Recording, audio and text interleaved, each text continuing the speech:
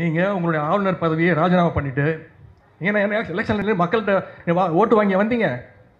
ஆளுநர் பொறுப்பை ராஜினாமா செய்யுங்க.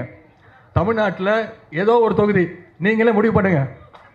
உதாரணத்துக்கு உதயநிதி ஸ்டாலின் சொல்கிறாங்க, ஆளுநர் பதவியை துறந்து விட்டு RN ரவி அவர்கள் எங்களோடு தேர்தலுக்கு போட்டியிட்டோம். இப்போ நான் சொன்னது நல்லா இருக்குமான்னு பாருங்கள். உதயநிதி ஸ்டாலின் அவர்கள் MLA பதவியை துறந்து விட்டு UPSC ப்ரிலிம்ஸை பாஸ் பண்ணட்டும். நான் அரசியலை விட்டே போயிடுறேன். அண்ணாமலை அரசியலை விட்டு போயிடுவான். MLA பதவியை துறந்து விட்டு உதயநிதி ஸ்டாலின் ஒரு சாதாரண TNPSC எக்ஸாமை பாஸ் பண்ணட்டும், அல்லது சிவில் சர்வீஸ் எக்ஸாம், ஏன் Group 4 பாஸ் பண்ணட்டும். ஆனால் ஃபிக்ஸிங் எதுவும் பண்ணக்கூடாதுன்னு, TNPSC எங்கிட்ட இருக்குன்னு சொல்லிட்டு ஃபிக்ஸிங் பண்ணக்கூடாது. Group 4 வெற்றி பெற்றால் அரசியல் விட்டு விலகுறேன்னு அண்ணாமலை